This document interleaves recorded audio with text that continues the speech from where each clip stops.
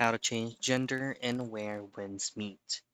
In this quick video, I'm going to show you the process of changing your character's gender and playing where winds meet.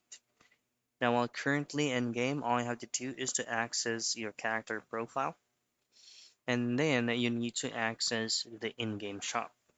Now, once you're on the in-game shop, all you have to do is go into it's either profession development or you can go ahead and generalize all the shop available on the game. Now, what you need to purchase is a transformation pill. Now, everybody knows that this is not going to be free. All you have to do is you have to earn it first to have a specific amount of balance for you to purchase transformation pill, and then from there you can use it and you can change any type of gender you want. And that is how you change gender and where winds meet.